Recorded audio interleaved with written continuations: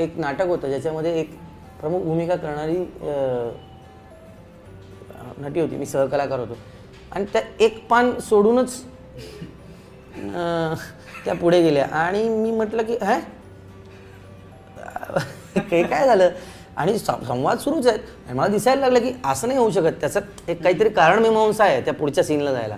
त्या गेल्या पुढच्या सीनला. मी म्हटलं एक मिनिट कदाचित तुला असं म्हणायचं असेल आणि त्यांच्या लक्षात आलं की काहीतरी घोळ झाला आहे.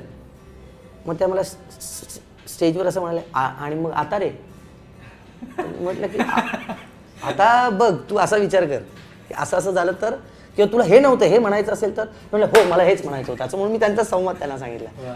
अशा घटना घडतात की काय. एक कलाकार होता, याचं नाव घेईन मी, गणेश मयेकर नावाचा आमचा अत्यंत लाडका कलाकार, मुक्कामपोस्ट बोंबिलवाडीमध्ये. आणि परेश मोकाशीला चालायचं नाही, ॲडिशन्स घेतलेल्या. मी एक आणखी संवाद स्वतःच्या पदरचा. तर एक दिवस त्यानं त्याला सुचलं काहीतरी, ॲडिशन सुचली. तो म्हणला आता दाखवतो असं म्हणून तो आला आणि त्यानं काहीतरी स्टेजवर तो म्हणला आणि मग मी तर हवालदारच आहे आणि हेच आहे तेच आहे. लाफ्टर आला.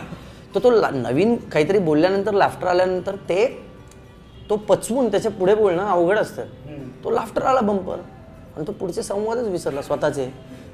आणि तो आमच्याकडे स्टेजवर जवळ आला आणि तो म्हणला प्लीज सांभाळून घ्या.